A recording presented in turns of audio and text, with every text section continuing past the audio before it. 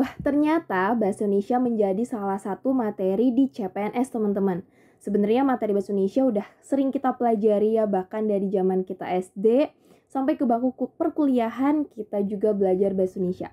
Kelihatannya mudah, tapi ketika kita menghadapi sebuah ujian, misalnya zaman kita dulu ujian nasional ya, rasanya sulit untuk bisa mendapatkan nilai yang baik, teman-teman ya.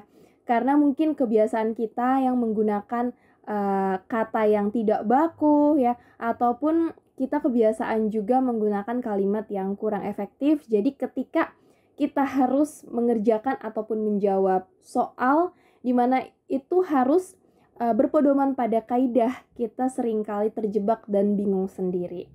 Nah, karena bahasa Indonesia masuk sebagai salah satu materi di TWK CPNS, teman-teman, kita nggak boleh anggap sepele ya, karena lumayan. Misalnya teman-teman bisa benar 3-5 soal bahasa Indonesia, itu artinya teman-teman udah bisa mengantongin poin ya 15-25. Karena rata-rata bahasa Indonesia itu 3-5 soal keluar, teman-teman. Oke. Coba kita sekarang akan latihan beberapa soal bahasa Indonesia, teman-teman, bersama aku, Coach Monica Teresia. Oke, sekarang kita langsung masuk ke soal yang pertama. Oke, sebelum masuk ke soal, buat teman-teman nih yang masih bingung mau belajar apa dan di mana, CPNS di sini siap membantu teman-teman untuk belajar persiapan seleksi CPNS ya. Jadi di sini terdapat materi lengkap mulai dari TWK, kemudian ada TIU dan TKP. Dalam bentuk apa sih Kak? Dalam bentuk teks maupun video ya. Jadi ribuan soal itu super HOTS nih teman-teman. Dan juga terdapat tryout dengan sistem CAT. Jadi jangan lupa gabung bersama kita di Bimbel Ayu CPNS. Budi mendapat ranking pertama di kelasnya karena dia anak yang amat sangat pintar. Perbaikan kalimat tersebut supaya menjadi kalimat efektif adalah... Oke, kita lihat yang A, teman-teman. Budi mendapat ranking ke-1 di kelasnya karena dia anak yang amat sangat pintar.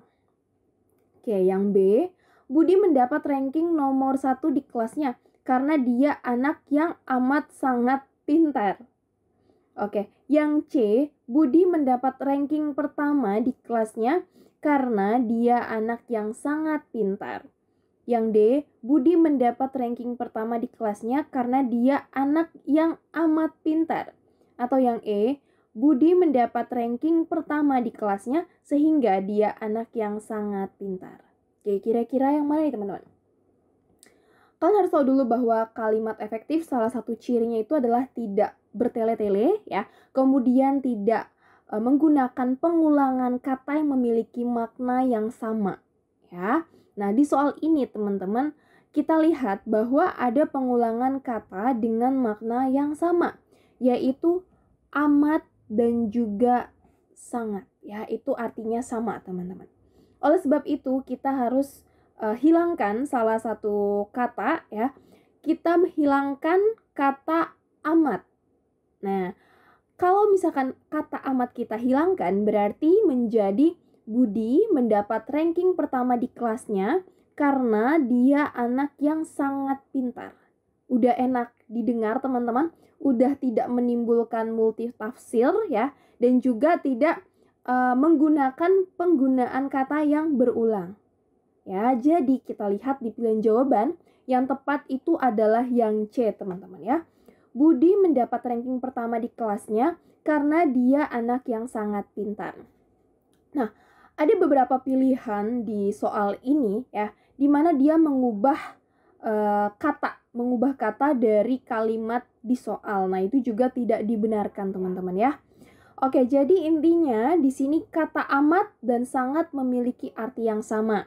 Kalimat efektif selalu menghindari pengulangan kata dengan makna yang sama. Oleh sebab itu, kata amat sebaiknya perlu dihilangkan. Ya, jadi jawabannya adalah yang C, teman-teman. Oke, sekarang kita lanjut lagi nih ke soal yang berikutnya ya. Salah satu objek wisata di Kabupaten Pesisir Barat adalah Pulau Pisang. Kesalahan penulisan pada kalimat di atas ditunjukkan pada yang A, objek seharusnya subjek. Kemudian B, barat harusnya timur. Yang C, penulisan kata hubung di pada di kabupaten seharusnya dipisah. D, Pulau Pisang seharusnya Pulau Nias. Yang E, kata adalah seharusnya merupakan. Kira-kira yang mana teman-teman? Oke, kalau kita lihat pada soal ini teman-teman, terdapat penulisan di kabupaten. Nah, ketika kita menemukan ya kata hubung di dan juga dilanjutkan dengan sebuah nama tempat atau lokasi, itu seharusnya dipisah. Jadi penulisan kata hubung di pada di kabupaten itu seharusnya dipisah teman-teman. Jadi jawaban yang tepat itu yang C ya. Nah kalau misalkan yang A nih, objek seharusnya subjek.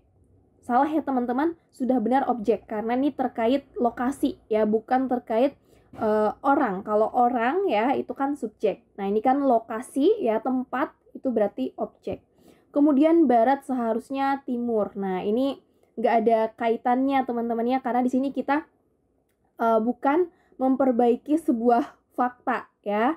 Oke, kemudian yang D, Pulau Pisang seharusnya Pulau Nias. Ini juga kita bukan memperbaiki sebuah fakta ya. Kemudian yang E, kata adalah seharusnya merupakan ya. Sudah benar teman-teman penggunaan kata adalah pada soal ini. Nah, buat teman-teman semua, kita juga udah pernah belajar ya untuk penulisan seperti kata hubung ya, kemudian huruf kapital itu udah pernah kita pelajari juga di bimbel Ayo CPNS ya, di materi Bahasa Indonesia juga teman-teman. Jadi buat kalian yang udah bergabung, kalian bisa buka lagi materi-materinya, dan menurut aku materi terkait kata hubung, kemudian kalimat efektif ya, kemudian huruf kapital, dan juga kata baku, serta kata yang melebur ya, aturan KTSP itu teman-teman bisa ulas lagi ya, karena kemungkinan besar bisa jadi keluar teman-teman ya di soal CPNS. Oke, kita lanjut lagi nih ke soal yang berikutnya. Kami semua sudah hadir di pernikahan Purwanto. Agar menjadi kalimat baku, maka perlu dilakukan perbaikan pada. Oke, ini sebenarnya mirip-mirip dengan penggunaan kalimat efektif lah ya teman-teman ya. Yuk, kira-kira yang mana nih? Coba yang A. Menghilangkan kata semua. Oke, yang B. Pernikahan diganti pesta. Wah. Kemudian yang C nih. Kami diganti kita. Ya. Yang D. Menghilangkan kata hadir. Berarti nggak ada kata kerjanya ya. Kemudian yang E. Menggabungkan kata hubung di menjadi di pernikahan. Ingat tadi kita udah bahas ya. Kalau berhubungan dengan lokasi itu baru dipisah teman-teman ya. Berhubungan dengan tempat. Nah, jawaban yang benar itu adalah yang A, teman-teman. Menghilangkan kata semua. Ya, kenapa? Karena kata kami, ya, kami di sini itu sudah mewakili keseluruhan yang hadir, bentuk jamak, ya. Oleh sebab itu, teman-teman, kata semua sebaiknya dihilangkan, ya. Ini sama kayak para hadirin, ya. Cukup hadirin aja, nggak usah pakai kata para. Nah, itu udah menimbulkan apa ya? Double teman-teman ya, udah penggunaan katanya udah ganda teman-teman ya. Oke, itu juga perlu teman-teman pahami terkait penggunaan kata ganda ya. Cukup hanya gunakan kata kami aja, nggak perlu gunakan kata semua. Kemudian cukup gunakan kata hadirin, nggak perlu pakai kata para ya. Kita lanjut teman-teman ke soal berikutnya. Atas perhatian Bapak, saya ucapkan banyak terima kasih. Kalimat tersebut dapat menjadi baku bila ditulis menjadi. Nah, mungkin ini hal yang terlihat gak ada salahnya kok ya. Kita mengatakan atas perhatian Bapak, saya ucapkan banyak terima kasih. Ya, hal ini juga mungkin sering kita utarakan sebagai penutup pidato mungkin ya. Kemudian mungkin dalam penutup surat permohonan ya. Ternyata teman-teman kalimat ini masih kurang oke ya menurut kaidah bahasa Indonesia ya. Sebaiknya itu ya yang D teman-teman. Atas perhatian Bapak saya ucapkan terima kasih. Jangan lupa tanda titiknya teman-teman ya. Nah, di sini kata banyak sebaiknya dihilangkan ya. Mungkin juga dari antara teman-teman ada yang berpikir, saya mengucapkan terima kasih. Ada yang begitu ya. Tapi ternyata dalam kaidah bahasa Indonesia cukup atas perhatian Bapak saya ucapkan terima kasih. Jadi jawaban yang tepat di sini adalah yang D ya. Kaidah dalam penulisan surat, teman-teman, perlu teman-teman pelajari lagi ya. Misalkan penulisan kepala surat ada yang terhormat ya, di jalan apa segala macam ya, sama kalimat pembukanya dan juga kalimat penutupnya. Silakan teman-teman pelajari ya. Takutnya keluar teman-teman. Oke? Nah, ini adalah soal berikutnya. Allah memberikan rahmat dan kasih-Nya pada seluruh umat manusia. Perbaikan yang tepat pada kalimat tersebut adalah. Nah, di sini kita bermain-main ya dengan huruf kapital ya, teman-teman. Oke, mungkin kita lihat ke pilihan jawaban yang A ya. Allah memberikan rahmat. Pakai D ya. Di sini dia mengubah kata baku yang seharusnya ya. Kata baku yang seharusnya itu kan menggunakan huruf T, teman-teman. Dan kasih-Nya pada seluruh umat manusia. Salah ya. Yang B, Allahnya huruf kecil untuk A-nya.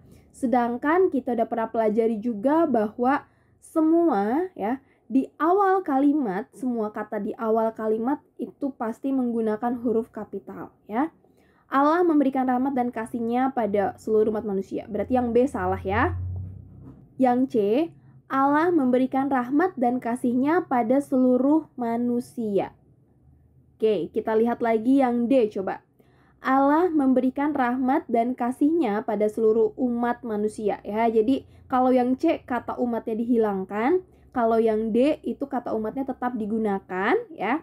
Dan dia di sini nya ya, N-nya di sini menggunakan huruf kapital. Yang E, Allahnya kecil nih, udah otomatis salah teman-teman. Dan dia juga menggunakan rahmat pakai D ya. Ini anak alay atau gimana teman-teman ya. Yang jelas harusnya pakai T ya, rahmat. Nah, jawaban yang benar itu yang D berarti ya teman-teman. Allah memberikan rahmat dan kasih-Nya pada seluruh umat manusia. Jadi nggak ada kata yang dihilangkan ya, karena ini udah tepat ya sesuai dengan soal. Cuman yang perlu kita perhatikan di sini adalah penggunaan huruf kapital ya, dimana semua kata ya di awal kalimat itu menggunakan awalan huruf kapital. Kemudian di sini ya nya ya, N-nya di sini huruf kapital karena ya merupakan kata ganti dari Allah. Jadi dia menunjukkan yaitu Allah ya, teman-teman. Oke, jadi di sini pilihan jawaban yang tepat adalah yang D. Oke, kita udah bahas beberapa soal latihan bahasa Indonesia, teman-teman. Semoga bisa bermanfaat dan juga lengket ya di pikiran dan juga hati teman-teman semua, sehingga nanti ketika ketemu soal yang mirip-mirip pembahasannya, teman-teman bisa mendapatkan nilai yang benar ya, yaitu penambahan nilai 5. Jadi buat teman-teman silakan diperkaya lagi ya materi-materi ataupun kaidah-kaidah terkait bahasa Indonesia. Terima kasih buat kalian yang sudah menonton dan salam sukses.